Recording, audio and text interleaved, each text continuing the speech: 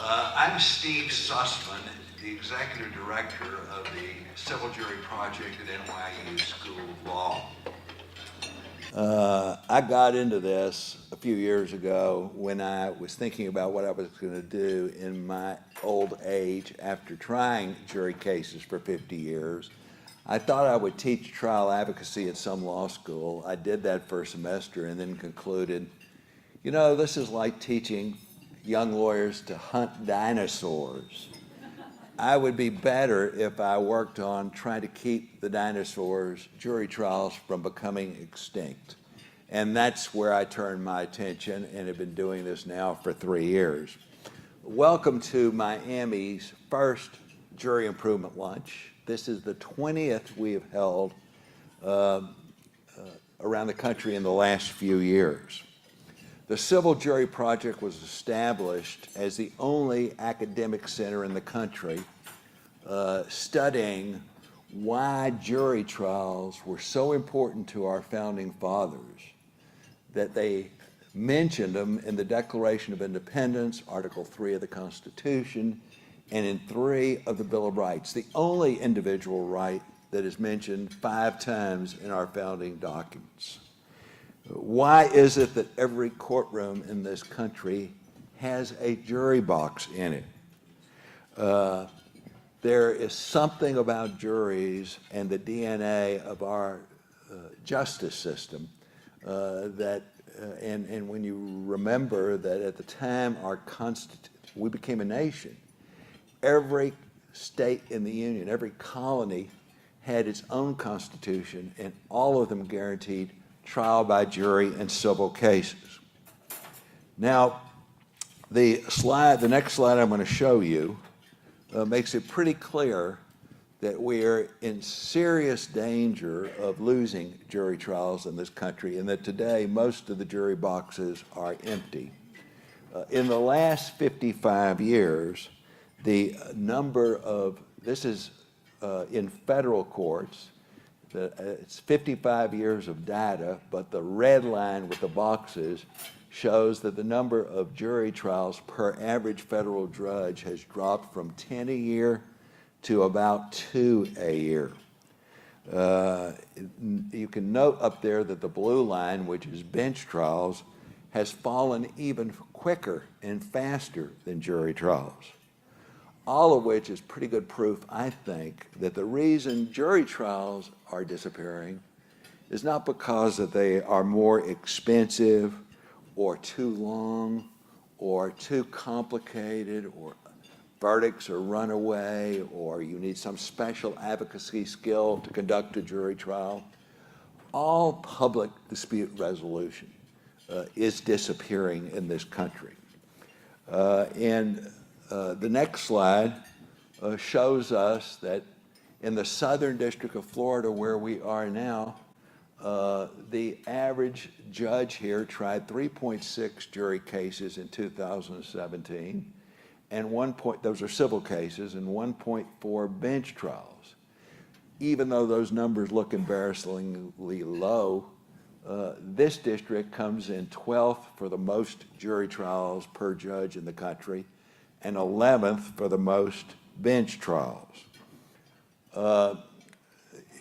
This slide shows you that if you look in terms, not just an absolute number of trials, which could be driven by the number of cases being filed, if you look at the percentage of cases that are disposed of by trials, either bench or jury trials, the number is woefully low. And it has dropped from somewhere around 6%, 5.5% in 1962, to well under 1%. It's about 0.5% right now. The state courts, where we are having this in Dade County, don't do a lot better. This is a chart which charts the number of civil cases resolved by your jury trials in your circuit courts for the last 16 years, and you can see the trend there. We are studying at the Civil Jury Project why this is happening, whether it's something we should be concerned about, And if so, what we can do, if anything, to halt this trend. Let me tell you briefly what we have accomplished. We have two distinct websites. One, this is designed for lawyers and judges. It is a very rich site which lists all of our projects. We now have 260 judicial advisors around the country, both state and federal judges, 65 academic advisors, law professors who have studied jury deliberations and the history of the jury trial, and about 40 jury consultant advisors. They are listed on our website. We have done a lot of empirical research in the last few years. One of the first studies we did was to determine whether most Americans are aware of the last graphs I've shown you. Because if they aren't, then we are in real trouble. Because if people don't know what's happening, they don't care about the loss of trials. More than 80% of the non-lawyers in this country think that the number of trials have gone up in the last decade. They are totally wrong. They have been so brainwashed by the tort reform movement to think that there is a litigation explosion, by the judges themselves who talk about judicial emergencies and needs to fill vacancies and more courthouses. They believe that the courts of this country are actively trying cases, and they are simply wrong. Another study we did was to look at the material business-to-business contracts that publicly held companies have to file with the SEC as part of their 8Ks. We took a 6-month period last year. We looked at those contracts, and we were curious how many of those contracts between businesses contain either a jury waiver clause or a mandatory arbitration clause, two ways of contractually avoiding having to bring your dispute in a court before a jury. And we found that only 43% of the contracts had those clauses, meaning that still the vast number of American businesses prefer dispute resolution by jury trial than any other means. We have continued to interview general counsel of some of those companies, and we find out that most of them now realize that arbitration is not cheaper, it's not necessarily quicker, and it's certainly more final in the sense that arbitration awards are not appealable. We have put programs like this. As I said, this is our 20th jury improvement lunch. We are scheduling them this month and next month to take place in Boise, Idaho, New York City, Los Angeles, Tucson, Fort Lauderdale, West Palm Beach.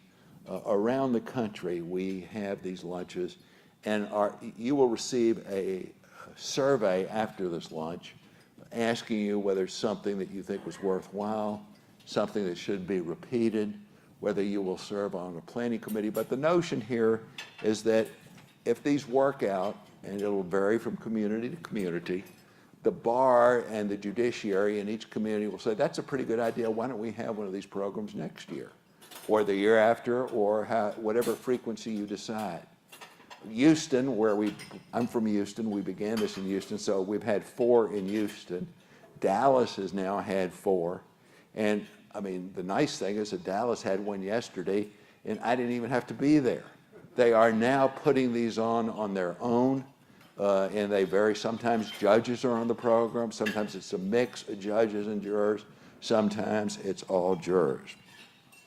In any event, and if we don't talk about jury trials and why we have them and whether they are worthwhile, they will certainly disappear. We publish a monthly newsletter we have for the last 24 months.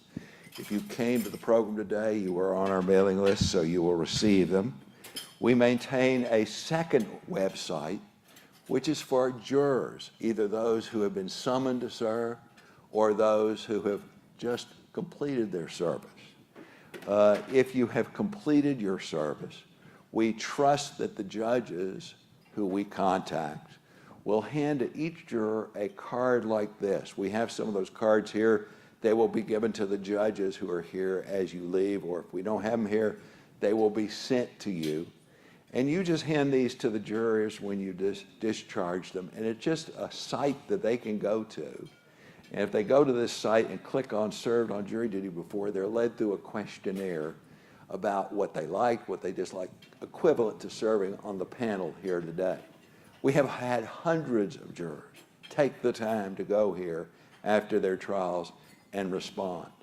And I'm happy to announce, and of course, every lawyer here and every judge here expects this is true, that 99% of the people who come to this site who have served on a jury loved the experience and want to do it again. The other people we are attracting, and we track them by social media, we have an active presence on Twitter, are people who have been summoned. We have learned that people who look up jury duty on the web are looking really for how to get out of serving on jury duty. And if you click on jury duty, if you Google jury duty, you will be taken to dozens of YouTube videos that give you detailed instructions on how to avoid it, what to say. And when they come to this site and they click on the icon, receive a jury summons, what they see are video interviews of people like the people who are serving on the jury here today saying what a great experience it was from all over the country, saying, you just got a summons, don't throw it away, go serve because you are about to have a unique experience. And they explain why. And of course, the middle one is if you're currently serving on duty, it says you should not be here, the judge told you not to be here. Come back when your jury duty is completed. So, in any event, our hope is that as we have tried to, and we probably, if they're not at your table, we will send them to you after this. We didn't bring them today. We have listed about 18 or 19 reasons why we think jury trials are disappearing. About half of them, there's nothing we can do about. For example, the Supreme Court of the United States is in love with arbitration as an alternate method of resolving disputes. And as you know, there's nothing that will trump an arbitration clause in an agreement that you signed, that you clicked on, that you in some way indicated you agreed with. There's not much we can do about that except change the law or the composition of the Supreme Court. But there's another 9 or 10 reasons that we can do something about controlling the expense of trials and focusing on what we can do to make the trials better for jurors and more reliable in the sense that people who have to go to trial think the jurors are going to do a good job because we are providing them with the tools, the same tools that a judge would have to decide the case in a bench trial, or that 3 arbitrators would have to decide the case if they were hearing it in a conference room somewhere. So we are hearing a lot this week, and we know that that's the competition, arbitration. But we also know and need to focus on the fact that jury trials provide the average citizen, the only thing that provides the average citizen, with a way to see how the inside of the justice system works. They become, for a week or 2 days of their time, officers of our country. They are sworn officers, judicial officers. And the empirical research indicates that if you served on a civil jury and you returned a verdict, you are more likely to vote and do other things that a citizen is expected to do than people who have not served on jurors. We are hearing a lot this week about the importance of judicial independence and how that is assured at the federal level by judges who are appointed for their lives. But we got to remember that 98% of the cases that are tried in this country of the disputes that are resolved by trial in a public courtroom are presided over by judges who are elected, frequently in partisan elections. Americans have always believed, way before we declared independence from Britain, that juries are the best way to protect the average citizen from those judges who may not be independent of the litigants or of the executive branch of government. And we ought to be reluctant today, with an attack that's going on judicial independence, to give up jury trials. I would now like to ask Judge Gale, our federal district judge, who is an advisor of the Civil Jury Project. Judge Gales, would you come forward and make a few remarks? Thank you.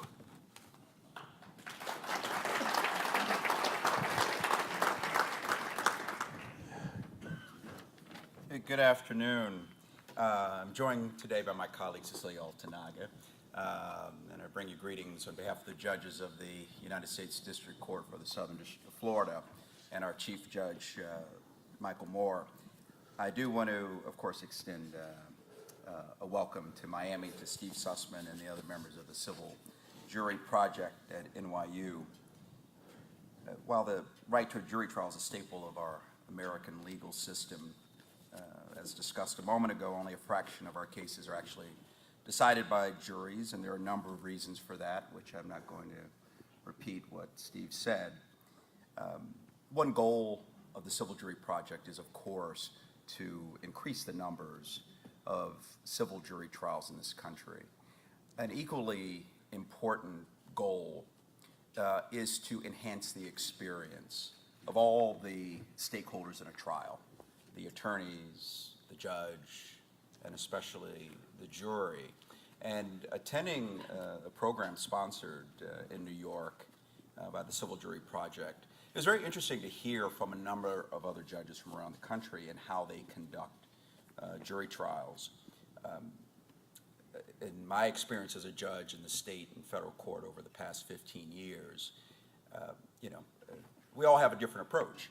I typically will convene the attorneys at least the calendar call and discuss how we should best handle the unique circumstances of a case. But there are a lot of things that I'd never considered. For example,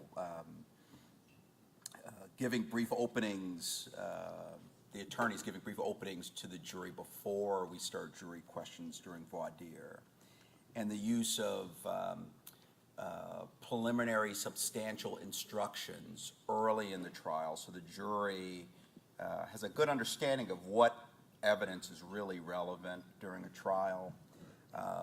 And long trials, particularly those week or multiple weeks or month-long trials that we have in federal court, giving the jury a notebook with faces and identity material for witnesses so they can easily recall them. There are a whole host of things that I think can enhance the trial for all the stakeholders. I'm very interested to hear what everyone has to say today, particularly this perspective of the jurors here today. Again, on behalf of the court, I'd like to welcome everyone and thank you for doing this project. Thank you, Judge. And Chief Judge Soto of the state courts will welcome you on behalf of the state bench, trial bench. Thank you, Judge.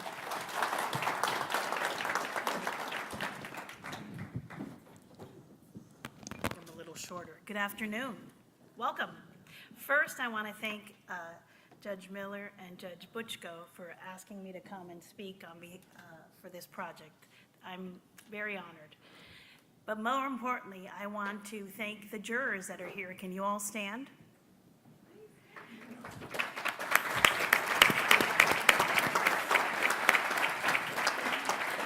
Who not once, but now twice, have given of their time for the legal profession and the judiciary. You're very important. Thank you very much. I'm always amazed. I always keep a book next to me, To Kill a Mockingbird, at the jury system, and about how a jury and a juror changes from when you first meet them to the end of the trial. And I have to tell you, I'm very rarely disappointed in the outcome.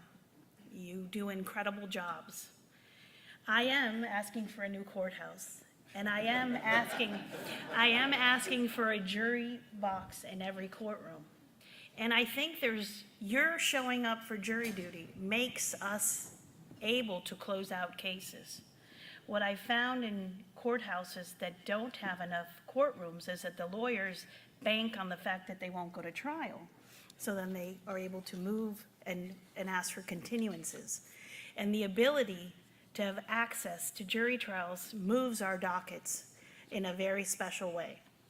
So I always look at the jury numbers at the state level. I'm always calling my judges and asking them why there aren't more jury trials in our divisions. I do think infrastructure, people didn't think of infrastructure and trial court ability like they do in the federal courts at the state level, and I think that has a lot to do with what we're talking about. I look forward to hearing what you have to say. I'm very impressed with what you're doing, and I hope to be able to participate at one of your other conferences. Thank you so much, and good luck. Thank you.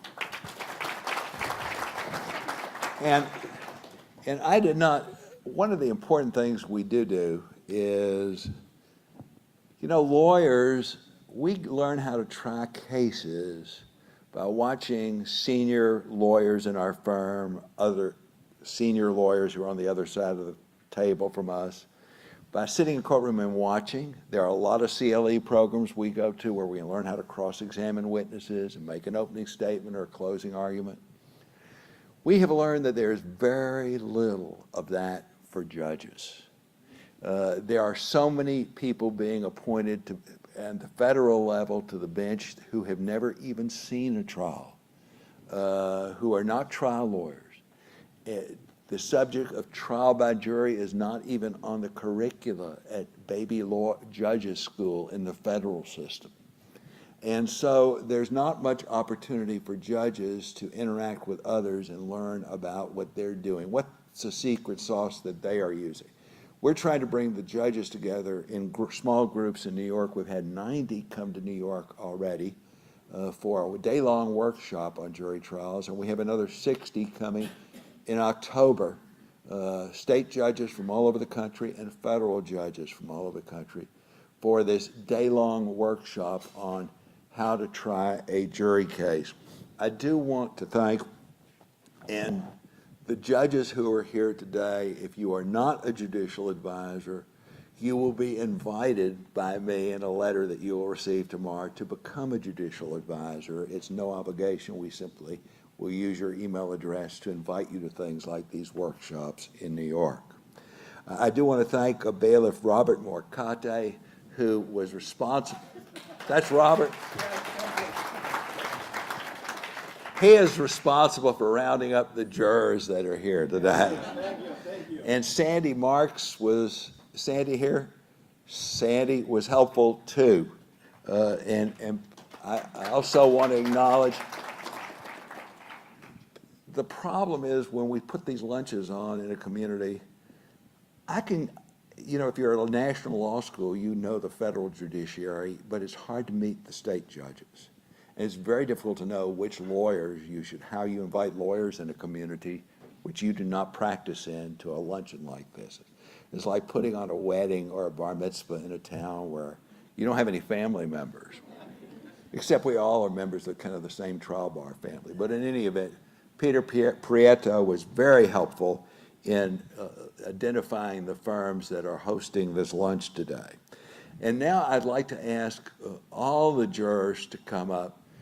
Judge Butchko, who is a judicial advisor and who I met when she came to New York for one of our workshops last fall, or in the spring.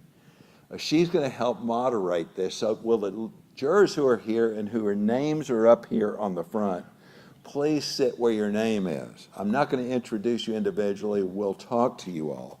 And Judge Butchko is going to, and Judge, I have not introduced all of your colleagues who are here. Would you do that brief? You're going to do that to me, right? Do you need help? No, Here's I the know list. who they are. So all my colleagues, please stand up and be recognized. Where are Yeah. you? I saw Marissa Tinkler Mendez, and I see Spencer Ide, and I saw Maria Santovenia. Who else? I think that's it. That was pretty easy. I could do that. I have 7. How many? Where's Carlos? Hey, I have 8 jurors here that served on trials in the civil division to verdict. So the Butchko jurors, raise your hand. Yes, is she up I here? know. She'll get her up. And can you believe these folks served, and these were extended trials. Yeah. They served, and then just on a phone call from my bailiff, Robert Morcate, they came back to be debriefed by you and to further the jury system and this process. We have one juror here who's also a lawyer, and she served on Judge Gale's trial. And so thank you so much for being here. And then we have other jurors that Steve has brought over from a different venue. So I didn't bring them from anywhere. I know, but the state judges were asked to invite jurors. Okay. And the federal judges too, but all of you, I think all of you were serving on civil juries, right? Yes. And anyone on a criminal jury? We have everyone on one criminal jury. 2. Criminal. Okay, we have several that had criminal juries. Most are civil juries in state court, and we tried to send a questionnaire to the jurors on the panel, but there were too many of you signing up too late. Let me ask a question. Raise your hand if you served as the foreman of your jury? All right, attorney. The attorney. Wouldn't you know? Did all of you serve on juries that actually returned verdicts? Everyone did, apparently. Let me ask you this. Did anyone serve on a trial that exceeded 5 days? Yeah, all of my jurors. Wow. Because we were in the extended trial division at the time. So an article recently came out. Actually, I got the advanced copy of the law professor at Stanford just came out. Not only have the number of trials been decreasing, as those graphs showed, but the length of the trials is decreasing. I mean, today there is, across the country, a handful of trials that go on more than 20 days. Steve, And some of the jurors were on tobacco cases. Raise your hand if you had a tobacco case. And then negligent security, the hotel. And then there was a construction accident with a piece of heavy equipment that fell, and I think that's the 3 that we had. So not only does this area of the country seem to have more trials than the average part of the country, but your trials seem to be longer because most of the jurors that come to these are on 2 or 3 day trials. So let me go down the list and ask you to each state what you liked most and first begin with what you disliked most, one thing, and what you liked most. Ms. Aguilar. And you need to pull the mic over because we have more panelists than mics. So I do not recall having to dislike something, quite honestly. It was very interesting to me. I love the experience, and I will do it anytime. you would do it again. Yes, sir. All right, Ms. Bender. What did you dislike, if anything? And don't tell me the cookies or the parking. That would be on the list. Cookies we can do something about, but parking's definitely not in our area. But go ahead. No, I think what I disliked the most was that, my trial was 5 days. I felt like both parties were repetitive and saying the exact same thing over and over again, and I felt like my case probably could have been 2 or 3 days. I mean, if I'm picked on a jury, I'll serve however many days I have to, but the fact that it just seemed so repetitive, I'm like, get to the freaking point already. Like we're falling asleep. So, I mean, you need to, unfortunately, people's attention spans these days are so short, you just want to, you need to kind of keep us engaged. Okay? Ms. Carrillo? I also did not find anything, I found it quite interesting and worthy. One of the things that did tick me off was that I was prompt on time, and many, we had to hold off and wait up to an hour, even 2 hours until they arrived. That was about the only thing. So spending time waiting in the jury room for No. others? When I was already selected, and we were supposed to be there at 8 o'clock every morning, that was my intention. But circumstances, some people couldn't arrive on time, there was traffic, so we were there waiting. For others. But was that primarily jurors that you were waiting for? Only- Yeah, because she was on my jury. That's not how we roll in my courtroom. We don't keep jurors waiting for an hour, but we do have problems with traffic and the jurors finding the courthouse. And you were very considerate and helping, so it was just me, just waking up too early in the morning. I hear you. I'm an early riser too. Mr. Soto, what did you dislike about the experience? The length of time that it takes to the procedure to, to like select you as a To juror. select the jury? Yes, Jury and then selection. the waste of time that they do, like she just said, and you get there at 8 o'clock in the morning and they're not ready, the lawyer's not ready, the prisoner is not even there, they have him in jail, but I don't know how he knows to show up on time. But I don't think you got anything else better to do. But at the same time, as an immigrant, I felt That's a honored good to be part of the jury system. Mr. Hernandez? Well, the experience was great. The only thing that I disliked about our case was that we didn't have the chance to deliberate.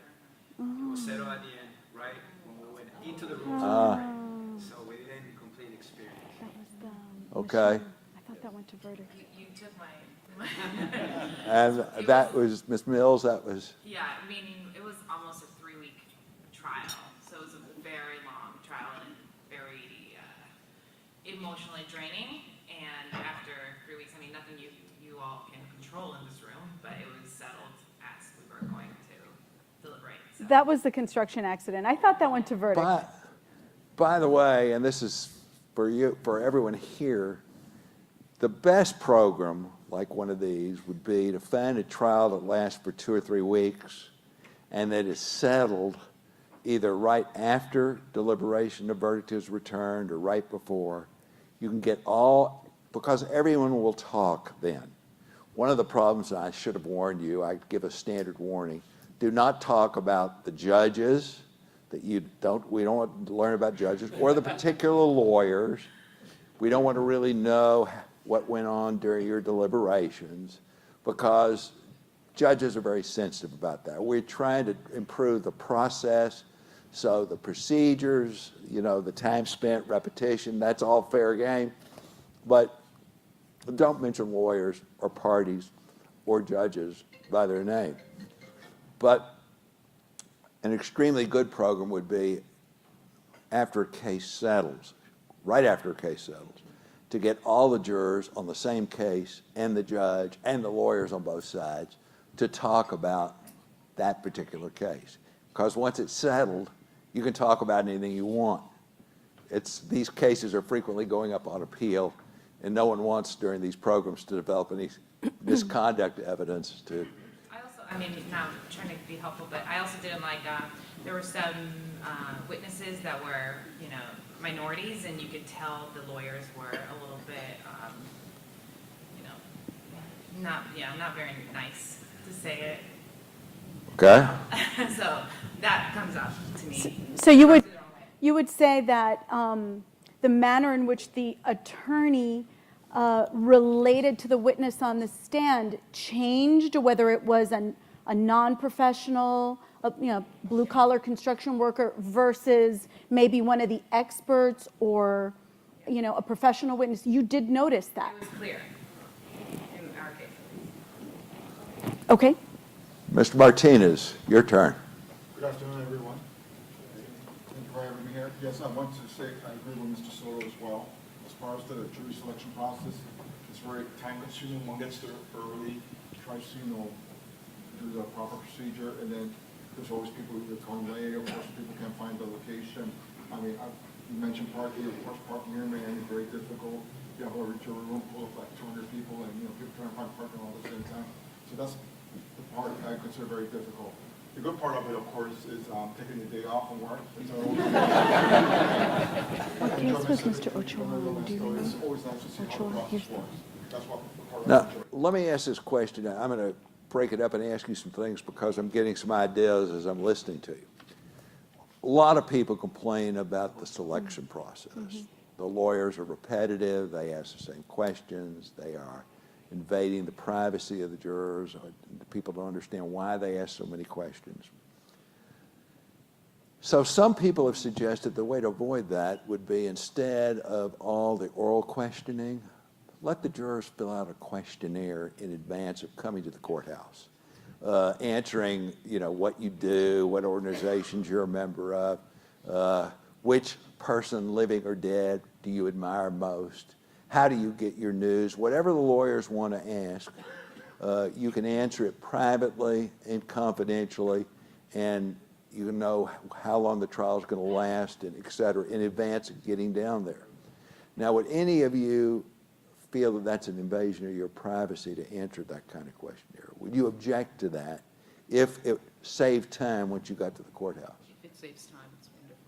I think it would streamline the process a lot more.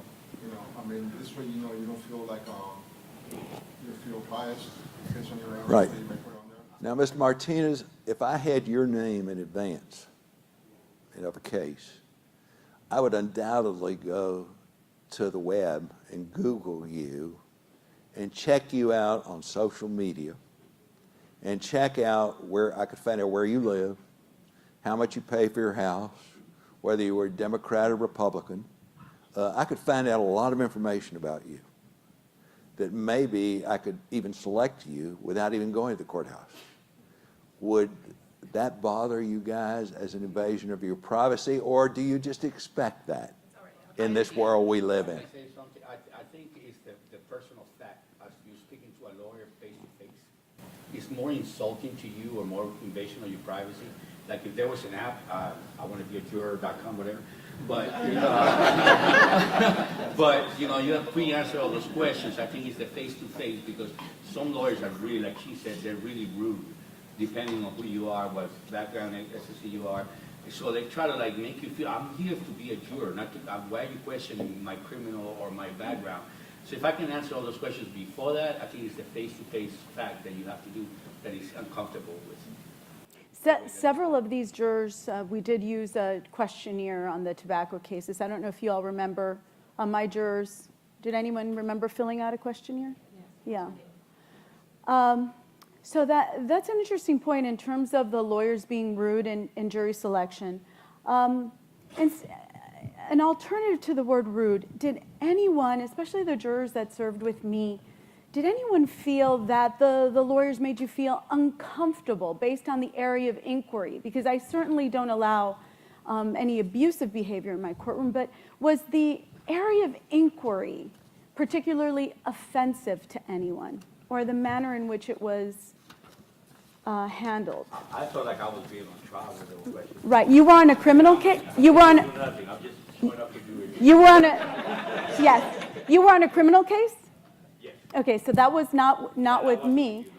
Is the jurors, because I can only relate to what we experienced together, but was there anything that you thought it was an invasion of privacy, or you didn't understand why you were being asked those questions? Anything like that? Would a better explanation during voir dire from the judge help you to understand the process? And I think this is for everyone. Is there anything that you would have liked to have experienced from the bench that would have made the jury selection process better? No? Okay.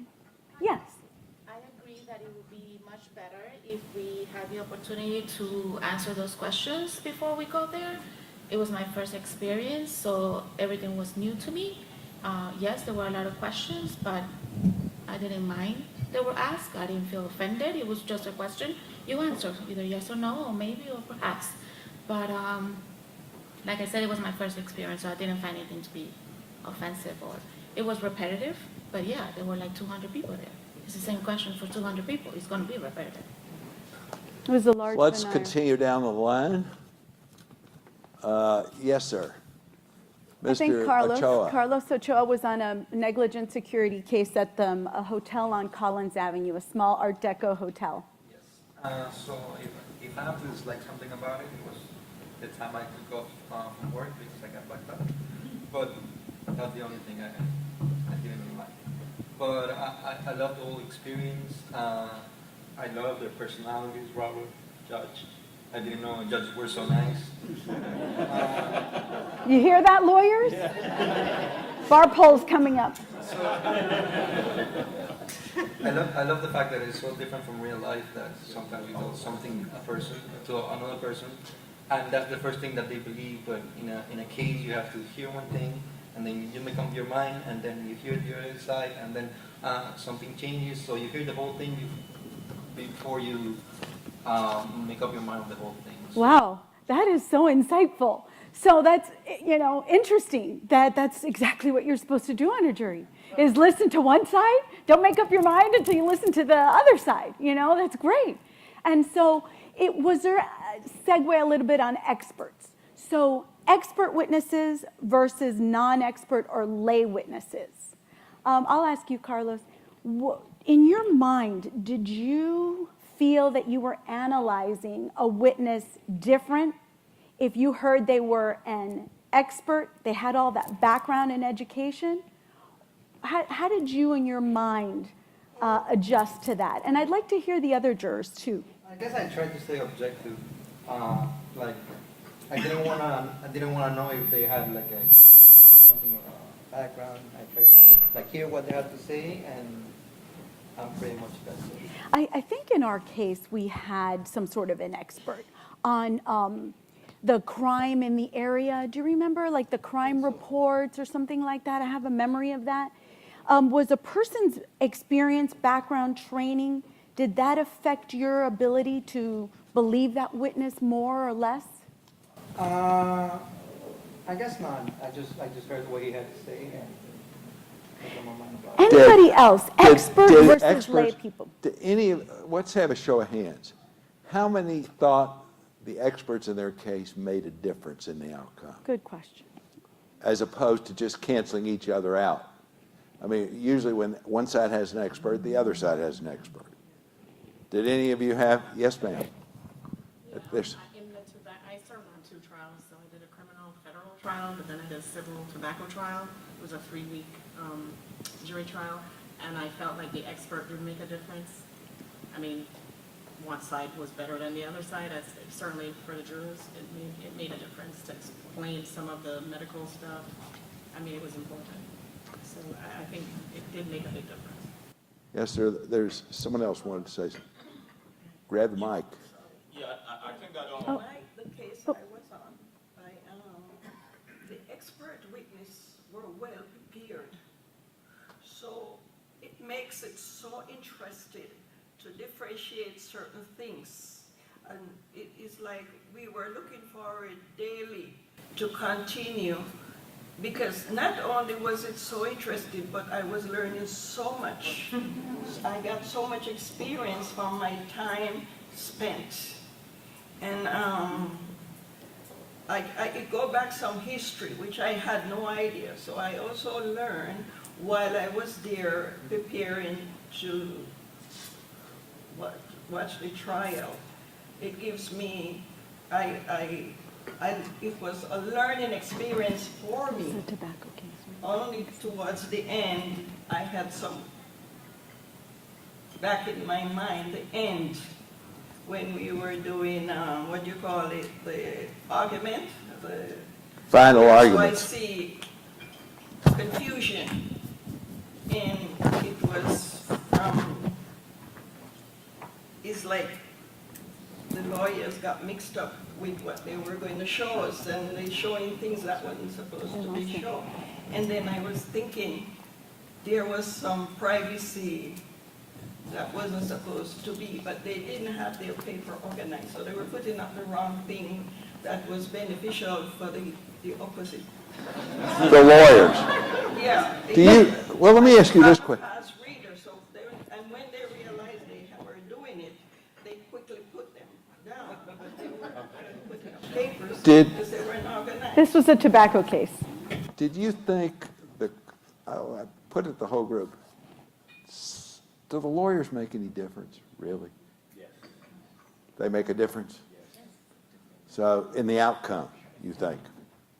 Eric had a comment based on, Yes. on your question. Yeah, I think that the expert does make a difference, but at times I feel like some of them not really think they're taking side.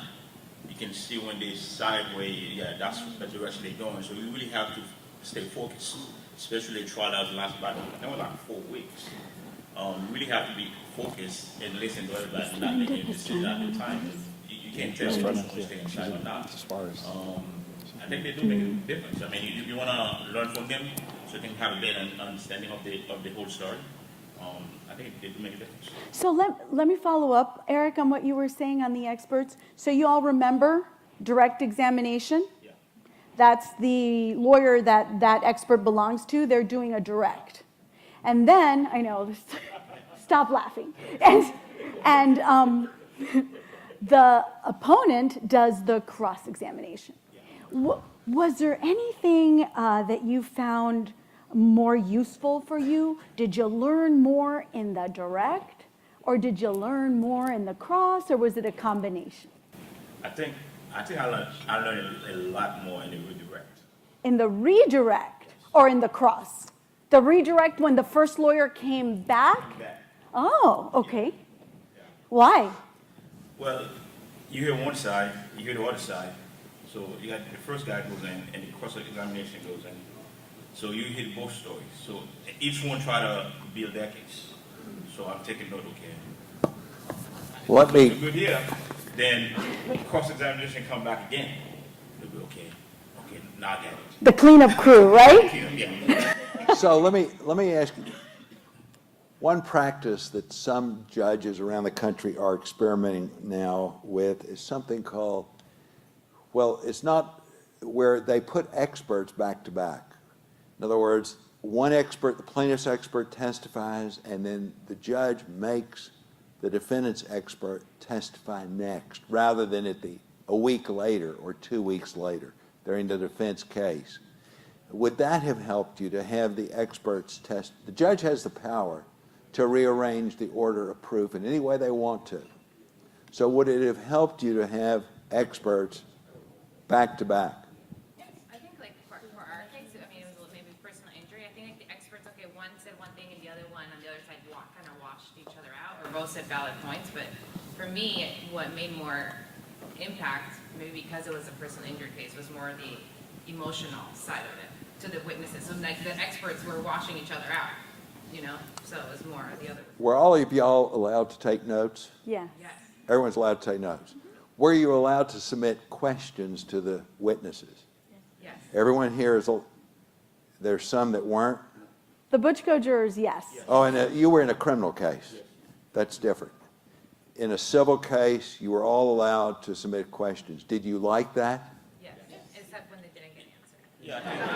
Huh? Yes. Well, one of the reasons, what we hear from all the jurors at all these lunches, is they hate the repetition. And the reason the lawyers repeat themselves so much is that we never know whether we're getting through. And there are two ways we could find out. One is to have the jurors ask questions. Because if the jury asks questions about something that hadn't been made clear, you know where you have to focus. You've got to answer the question. So that would be helpful to have for the lawyers to reduce some of their repetition. The other thing that some judges are experimenting with around the country is allowing the lawyers to make interim statements, not wait till the end to argue the case, but simply when they put a witness up, before they put a witness on the stand, say, now, ladies and gentlemen of the jury, I'm calling Mr. Jones because he is going to explain to you what happened on the night of January 5th. He was the watchman at this place of business. And then after Mr. Jones testifies, the lawyer could say, I think he established in his testimony, you just heard him testify so-and-so. And the defense lawyer could get up and say, that's not what he said at all.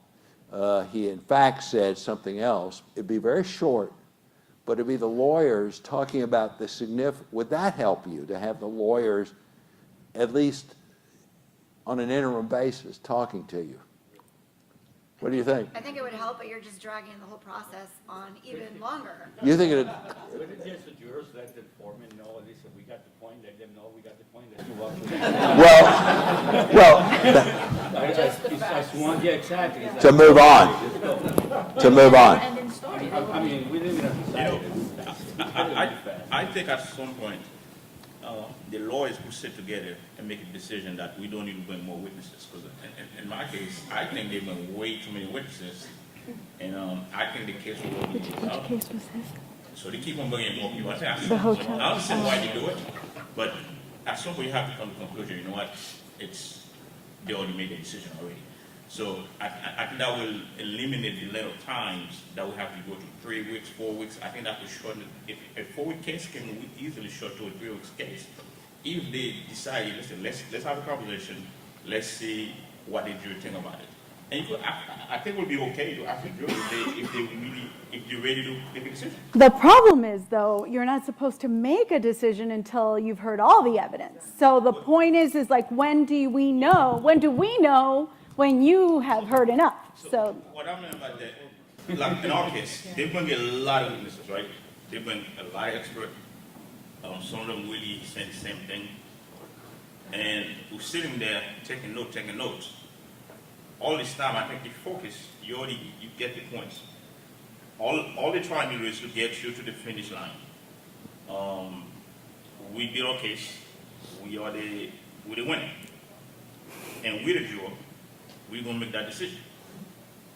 So bringing a lot more people, I don't believe that will really change things around. overkill, you thought, too many. I think it's too many. So let me ask a question, Eric, about the part where the experts are asked about how much they're getting paid for their time and whether or not they got paid for appearing in deposition and not. Did the fact that the experts were being paid affect you in any way in terms of the amount? Some of them $600 an hour, $1,000 an hour, but the other side's expert was paid as well. Could you talk to the lawyers about that issue? Well, I don't think that has any impact on me because I think they do the job. They should be getting paid. But now, are they being honest about it? And that was your job. Yeah, are they being honest about it? I think that's what's important. Now, it's really up to the lawyer to build their case. They're the one that cross-examining. They're the one asking the question. They don't have to do the job, but I don't think what they're getting paid should be met on it. Zaina, what did you think? In all the juries I've been in, I mean, people, they don't care. The jurors don't care. They expect that the experts They expect, are paid. because some And of so a lot us, of them actually resented the fact that another lawyer was like sort of in their questioning seemed like they were, trying to show that this guy was a paid hack, basically. I mean, Yeah, and that's what jurors actually don't like that. so talk to us about that, because I used to be a trial lawyer, and so we always wonder, is this offensive to the jurors? Do they care? So what do you guys think about that? Vivian? In our case, we didn't need to know how much they got paid. They were experts. I'm pretty sure they did their research. I'm pretty sure they were really good at their job. That's why they were there. We don't need to know how much they get paid. Just giving your opinion. What do you know? The more information that we have, the better. But I don't need to know how much they get paid. Did you like to hear about their education, the degrees that they had, how many years they had working in a particular field? Was that more important than how much they were getting paid? Yes. How about that? And again, kind of going with Eric said, it's just a matter of, okay, I get it, you need to prove your point, but we had witnesses from the same side, sort of saying the same thing. So like, do you really need two people or just get one person? Well, there's rules for that. Yeah, well, we don't know the rules, we heard this already. Well, one of the things that some judges are doing around the country to deal with this problem is that they set a specific amount of time for the trial. Instead of a 4-week trial, they would set 2 weeks or 1 week. Divide the time equally. And the lawyers, I mean, it's a stopwatch. The lawyers' time is kept. Every time the lawyer's on their feet, the time counts against them. Oh, wow. So it makes, most lawyers love it because it makes for a better trial. You have to really think about who you're going to call. You don't have any depositions because it's a waste of time and people go to sleep during depositions. Watching those So- videos, you watch so many videos. That's, I mean, oh yeah. And they dim the lights, you're like, okay, just stay away. You know, it's like. Yeah. So, I mean, you don't see many video depositions used during a trial where each side gets 10 hours or 15 hours to put on their case. It also has the advantage of telling you jurors exactly when the case is going to end, because the judge knows when the case is going to go to you. I mean, the lawyers have been told it is going to end. But none of you were in time-limited trials? No, we didn't. We don't Okay. typically do that here in that structured way where a lawyer has an X amount of time, but that's Yeah, interesting. maybe you should. I mean, you're hearing from your consumers Yeah, now absolutely. that there's a lot of repetition and Yeah. that trials are lasting for, maybe that's why the trials here are as long as they are, is that the judges are not Maybe. setting time limits. We Now, talk- we we can talk argue a whether lot that's, in the you can South. argue whether that's good or bad, but, you know, it's a fact. Let me ask So- you okay. this question. Do any of the judges here in your trials, you know, you get instructions at the end of the case. The judge reads you instructions and do they give you a written copy of the instructions and a verdict form? Does everyone get a copy of the instructions, or just one set goes back to the jury room? One set? Everyone, and everyone got a written copy of the instructions. Suppose you had gotten that at the beginning of the case, okay? Not at the end, but at the beginning of the case, you were told, here are the questions you are going to have to answer. Here's a verdict form. And here are the instructions you are to follow in answering it. Would you have found that helpful? I mean, it seems to me a little crazy that we ask jurors to come into a courtroom, not having been in a courtroom, and decide cases without telling them on the front end what to look for and what the law is. Linda, would it make for Linda, we haven't heard from you. So the question, that Linda was also on one of my panels. So the question is, remember I gave you guys the instructions at the end, right before closing. So the question is, how about a packet of the instructions beforehand, at the beginning of trial, you have your jury instructions and you have your verdict form? I think it's a good idea. Why? Because at least you have something that you're going to be doing before the end. There's, I don't know how to explain it. My English is not even No. But I think it's a good idea. Don't ask me why, but I think it's a good idea. It's more information, right? Would it help you to Like in my identify? case, I never was in a jury. I was never a juror before. So if you had those instructions beforehand, you're more directed to what is expected from you. Would it help you identify some of the issues that you would be deliberating about later if you had the jury instructions and the verdict form beforehand?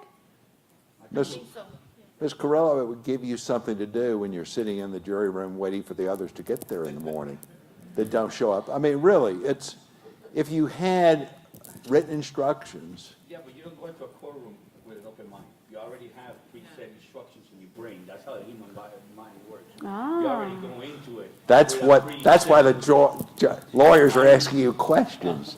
They want to know what's in your mind. What I need to see, but I shouldn't have it pre-instructed to me. The way I see it, that your mind will go with instructions already. Well, that's an interesting A preset perspective. mind. You don't go into a courtroom with an open mind, listening to everybody's point. That's the way I feel. Yeah, I think I agree with that. And I mean, Judge Bushcock she did explain like the difference between a civil and criminal and beyond a reasonable doubt. And it's like, oh, okay, so civil, it's not. So like you knew how to sort of get an idea of how you're going to handle the evidence. But if you're giving me questions beforehand, then I'm focusing on those questions, and I'm not necessarily going to be. Boy, just that's my interesting. mind of It may funnel your thought process too much. How about that? So I have a question, because we're running out of time, and I've always wondered about this. opening versus closing. So let's put you back, jury selection, torture. And now when I read your names, the look on your faces is like death. I've called you, now you're on the jury. So now you want to hear what this case is about, right? So how do you feel about the opening statement? How important was that opening? And then I want to ask you, how important was the closing? So Eric, do you want to talk about that? Opening statement. I think the opening is very, very important because that's what's going to kind of drive you to keep listening to the whole everything they're going to present to you. But the closing, I think, is the most important because they really kind of revise everything they talk about through the length of the trials, and that's what's going to, I guess, when you go to the deliberation, going to determine how long it's going to be, how much information that you capture from that time. I think it's very, very. It's a good review. Brenda, what about you? What are your thoughts about opening and closing? In my experience, I was ready for the closing because you had gone through, just as I was following the case, I was like you. It was going back to back the way I was studying the case. So in my mind, I was already ready for the closing. It was excellent. I have no problem with that. What did you think about opening? Was that important to you? The opening also prepared me for what is ahead of me. It prepared me. And so I focused right through this whole trial. And by the time you're ready to close, my mind was already open. I listen, I understand. What I didn't understand, I make a little note of it and go back over it, thinking about myself, whatever. But the opening is what prepared me for the ending. Opening set the rock for me to follow. Thank you. Let me ask, I forgot, Robert, right? Michael? Michael, what about you? The opening, I think, is very important because it gives you an overall of what the case is going to be about. So you already get a feeling of what you're going to be encountering during the time of the case. And the closing, it helps you with the final decision on each party, where their thoughts are based on the case, and then you can go and do your... How about, But don't you feel like in the closing you already kind of know what they're going to say Yeah. because you've already been hearing it? I feel did like the closing lawyers is in, more important. do the lawyers in your cases use a lot of visuals, slides, PowerPoints and things? One of our jurors, for one of the lawyers, I mean, take this as you want, but she got really blushed. So I remember one of her jurors said that she saw that as a sign of like she was nervous. So then she saw that as a sign like, oh, she didn't necessarily take her information concrete. It was more like, okay, there's doubt. So if you get blushed, maybe like wear a scarf or something, I guess. I don't know. But I remember one of the jurors saying that. I was like, oh, I didn't think about that. But she was great. But she was, yeah, but I didn't think that. I liked her and I thought that she was credible, but another juror said that caused her to feel that she wasn't credible. So Steve, let me follow up on that because we have practitioners here that really want it. Peter? Of course. Go. How many, related to this issue, how many jurors have made up their mind or were inclined to rule one way or find one way after the opening, but they changed their mind after closing? That's good. Yes. Going to your question, I do think that opening and closing statements are good because the question that you're asking, all the information that we're getting, one of the rules is that we're not supposed to be Googling anything, we're not supposed to be talking to our family about anything. So all the information that comes to me at that moment during that trial, I think is important.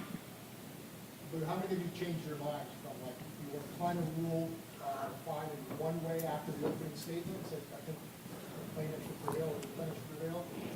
You had made up your mind last week. Like a first impression. Did anybody's first impression change? So Linda. Absolutely. Talk about that. Your first impression after the opening was one thing, and then what happened? Imagine being in a courtroom in a tobacco case. Tobacco gives cancer to people. People get sick from tobacco. So in the beginning, I said, forget it. tobacco company is not winning. Forget it. But then everything, starts showing up, the story of the guy who died. So I think it was in the middle of this that, at least in my mind, I knew what was going to happen. That was a defense verdict. So in your actual deliberations, when you go back and deliberate, did you all select your own foreman, or did the judge select the foreman for you? You selected your own foreman. And how do you who got the job of foreman? How do you select the foreman? We're volunteers. Someone volunteered? It all depends. Some of us are afraid to talk in public, some of us are not, some of us feel more comfortable, so we just talk about it. And When you got back there, how many of you in your deliberations did you take a vote, like a straw vote at the beginning, to see where everyone stood, or did you first go around the table and discuss the evidence? What? we first discuss everything. You first discussed evidence. Who took a straw vote first? Well, Just one? I think there was one question that we come to the conclusion. I said, well, we're not doing this. So we had to go back in the courtroom again and ask for more evidence, and then go back and close the case. You had to go back. They had a question for us. And Was the judge, a lot of jurors complain that when they do that, the judges aren't particularly helpful. They say, go read the instruction again. Did you find that, I know you're talking about a judge who's here. Maybe I shouldn't be asking that question. That's okay, I have But thick did skin. you feel that you sufficiently understood the instructions, or that the judge, when you needed help, gave you help? Yeah, I think she did an outstanding job. I mean, not because she did, but I think she did. All right. I was going to say, I did two hearings, so you won't be able to guess which, but I mean, when we asked for evidence or transfer, because we had a factual dispute even among ourselves, we asked to see a transcript or a picture or something, we always got it. You got a copy, you got an actual transcript? Like, yeah, we'd see I guess just that snippet, that testimony that we wanted to hear again, which I thought was very helpful, because we really just disagreed on what somebody said. All right, well, let me ask you this. Let me ask you this question. The judge, I bet, told you at the beginning of the case that you're not to talk about the case with your fellow jurors, either back in the jury room or at lunch, until you go back for deliberations, right? But that's kind of contra the way we learn when you're in a college class or a high school, when you're in class, you learn from your fellow students by asking, what did that professor say? I didn't understand. What year did that professor say that happened? So what would you think about changing the rule where jurors were allowed to discuss the case with each other when they're all together in the jury room, when they're sitting back there? You can discuss it, but you can't take a vote. You can't decide who's winning or losing. You can simply talk about what a witness said that you didn't hear, or, comment about that witness's demeanor. You can talk about that. If I were the judge and I said, you can do that, because I kind of think you may do that anyway, okay? It's happening. I'd rather you do it when you're all together, and I'd rather give you instructions on how to do it, okay? So could you listen, now the judges will tell you, and some lawyers here will object to that and say, no, that's going to cause you to make up your mind and make a decision before you hear both sides, and it's not fair, okay? What do you guys think about that? So would you like an opportunity, not to deliberate, but just to chat about at lunch what you saw in the morning? Or do you think that process would taint you to sit at the lunch table and hear your partner say, you know what, I didn't believe that particular witness because X. And you thought, oh, I didn't see that. I don't believe him either now.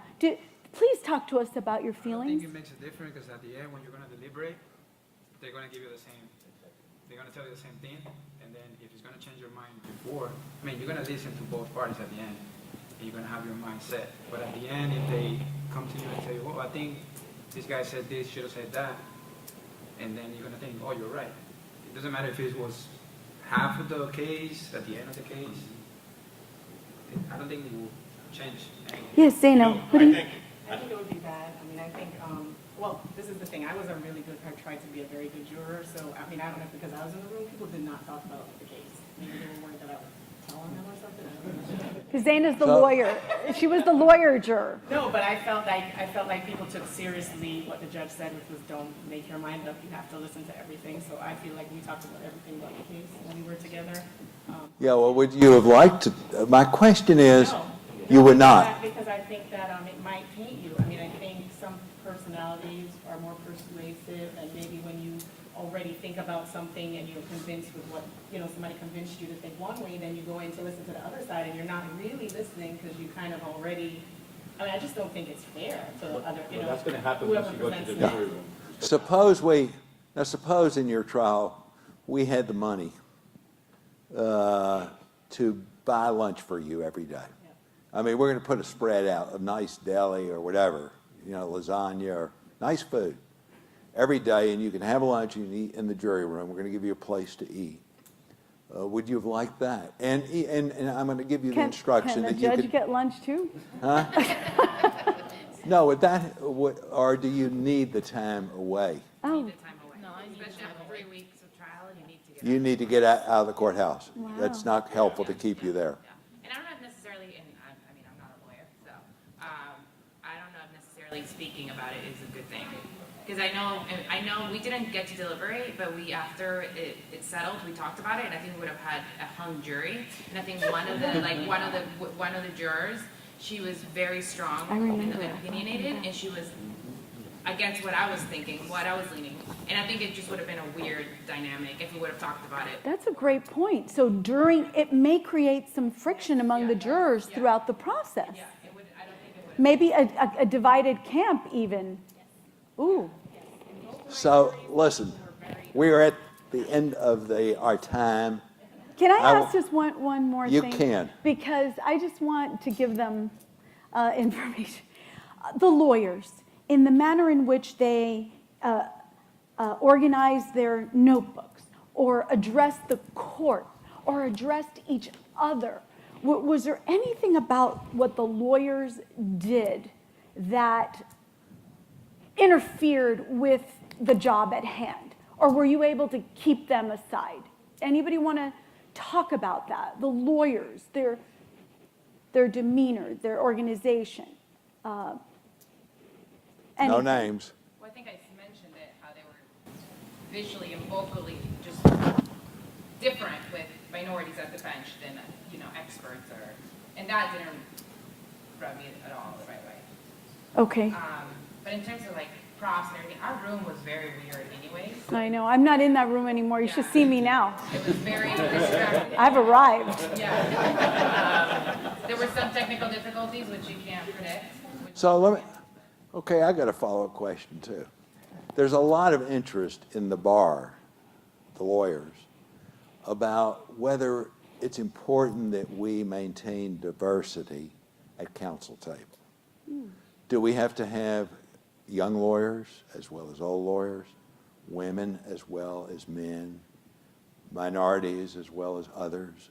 Does that make a tinker's damn worth of difference to you, or is it something important we should work on? I think diversity is always great, but it's just a matter of how you're speaking to whoever you're speaking. I mean, it could be a woman, it could be a guy, it could be whoever, but if you're speaking in a, just keep it professional. Speaking down to that person, it doesn't matter who's speaking, if it's a woman or a guy, African American or Latino, it's still going to look bad. But And would you like to see the lawyers representing the community in a nice, diverse fashion? Would that? That's going too far already. me anyway. No, that's not. Yeah, it's like, in my case, I'm paying attention to the facts of the case. What the lawyer does or does not do really don't affect me. I mean, it can rub me the wrong way, but that's not going to I'm not there for the lawyer, I'm there for the person who's in trial. Right. Anyone disagree with that? Anyone? Do we have time for anything from? Yeah, okay, what, come on. Let me ask you, did any of you in your trials, did the lawyers use technology, PowerPoint or something like that? And if they did that, did that affect you? Did you learn from it? Did it speed things up? Or did it confuse the issue? Sometimes it slows things down because it wasn't working. Because it wasn't working. But in terms of visual presentations, is it easier just to learn by hearing, or was it helpful to hear and see? Can you talk to them about that? Yes, sir.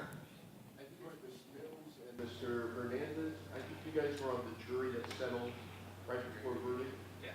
How did that make you feel about the system or the jury process?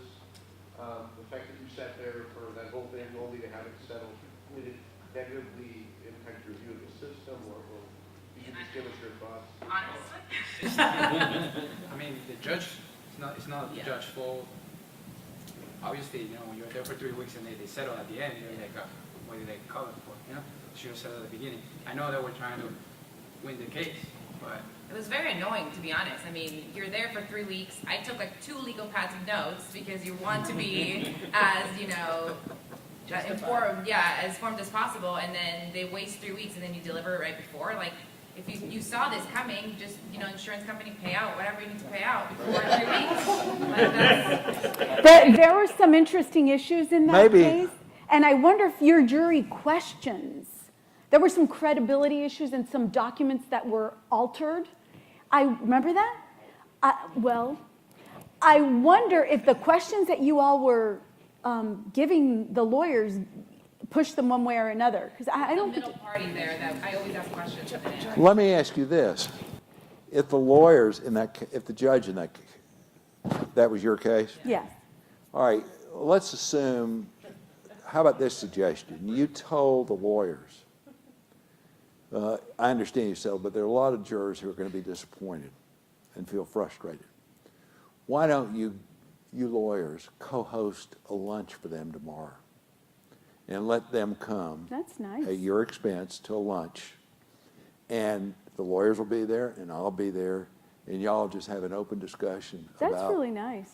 what you Sometimes think I and what you debrief my thought, jurors so in the that back, you have but I some feeling of closure where you give your opinions, you discuss the evidence, and that would be a learning experience. How about that? No.